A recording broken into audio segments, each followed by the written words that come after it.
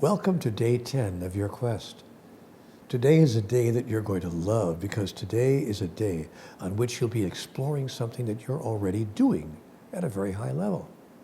So this challenge will not be one in which you're going to be asked to make a huge alteration in your normal behavior.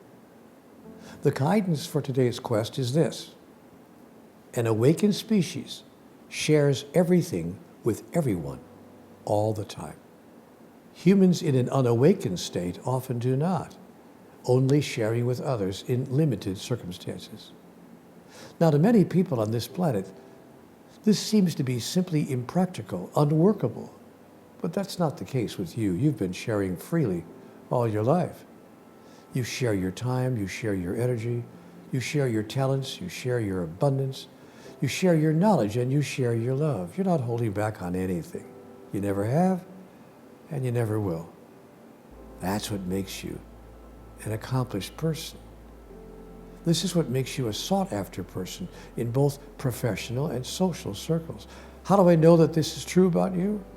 I know that this is all true because I know that only a person for whom it is true would or could be participating in a program such as this. You see, it takes a very particular kind, a very special kind of person to accept the challenge of a quest like this, a quest for an even grander version of the self, to be created and revealed, to be demonstrated and expressed, to be experienced and fulfilled. It's true, in fact, that many of the challenges which have been placed before you in this program have already been met by you. This has not been nearly so much about opening you to new behaviors as it has been about inviting you to even grander demonstrations of ideas about yourself that you have held and shown to others for a very long time. But there are those who have not been living in many of the ways that have been described here over the past several days. For those members of our global society, this can be a fascinating moment because you can be a model. See, there's a special invitation being offered by this program, an invitation being offered directly to you. It's the same invitation that's been placed before the readers of the latest CWG book upon which this program is based. That book is titled, of course, Conversations with God, Book 4, Awaken the Species. And the invitation is to self-select. Wait, to do what? To self-select. That is, to choose oneself to be among those who commit to moving forward their own individual and personal evolution by embracing and demonstrating behaviors that serve to awaken the species to who and what human beings everywhere really are, individuations of divinity, and to how that may be made manifest in our collective experience. So suddenly this quest can take on a whole new dimension, rise to a whole new purpose, a purpose involving not just you as an individual, but you as a model, you as an exemplar, you as a leader in the larger process by which others on the planet grow and expand and evolve. Now, I hope that doesn't make you nervous or get you to start wondering whether you've taken on more than you thought here. All of us are models, you know. Everyone is watching everyone else to get their cues about life. That's what fashion is all about. It's a way to give us cues. That's what television ratings are all about. It's a way to give us cues. That's what polls and surveys and even elections are all about. We're all taking our cues from each other. Who are we? Where are we now? Where do we want to go? So when I say that this program offers you an invitation to be a model, I'm not saying that you have to do anything that you're not already doing. What I'm saying is that this quest invites you to do it consciously rather than unconsciously, deliberately rather than unintentionally, purposefully, not accidentally. And by choosing to be a model, consciously choosing that, you're defining what a true leader is. A true leader is not one who says, "Hey, follow me." A true leader is one who says, "I'll go first." So what this quest offers you is a chance to be among those who go first, to go where very few people have gone before. And there is no question in my mind that as you complete this quest and move to the next level in embracing the behaviors that we've been exploring here, you will be one of those individuals whose way of moving through the world will become very attractive to others. And that this could help the people whose lives you touch to move to a place of their own awakening, simply because they've seen what it's like to be an awakened person through knowing you, simply through knowing you and watching you. Now, this may be an outcome that you never anticipated, that you never thought of in this way, but it could give your life a whole second level of meaning and a whole second level of impact. And wouldn't that be something? So now, if you should ever find yourself in a place of discussing this idea of sharing with some of your friends, and if they should say that it just can't work at the highest level that we are describing here, just tell them this. Nonsense, you make it work all the time. You experience this right now in your own limited way, in your families, for instance. You would never consider walking down the street in a rainstorm and holding an umbrella over your head, and just your head alone, saying to your partner or your children, too bad you don't have an umbrella of your own, but we only have one umbrella between us. It's only big enough to cover one of us. In fact, you would go further. Not only would you not say such a thing, you would actually cover them first and make sure they're protected from the rain, even if that means that you yourself would get soaked. You would never think of eating the last piece of apple pie by yourself without sharing with your partner or your children. You wouldn't sit there and say, too bad there isn't enough for all of us, but I'm sure going to enjoy mine. This is good pie. Sorry you can't have any. No, you would cut into that pie, making it into as many little pieces that you had to make sure that everybody got a bite, even if it meant that there really was none left for you. Show your friends to themselves. Tell them this about themselves. Tell them what I just said to you. Say you wouldn't do those things, and you know you wouldn't do those things. Show your friends the best side of themselves. Show them that they too are already practicing this behavior of highly evolved beings, of sharing. Use some lighthearted examples like I just used to help them see that they understand perfectly well the concept of refusing to profit or benefit if they are the only ones profiting or benefiting, when it is their own family or loved ones who are suffering because they're not sharing. Show them that the only difference between how they act normally with their own family and how most human beings act most of the time is that awakened beings consider everyone to be their family and their loved ones. They would see then that the solution to so many of Earth's problems is obvious. Treat everyone as family.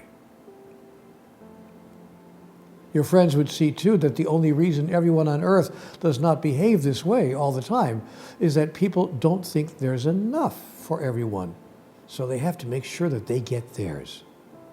It's the idea of scarcity that stifles the idea of full and complete sharing. We all know what lack of sharing is producing on this planet. I've read you statistics a couple of times now that make it abundantly clear that the construction of our global economy and the simple decision of some people to gather and hoard rather than distribute and share has produced conditions that no civilized species should even for a moment tolerate. 656 children an hour dying of starvation.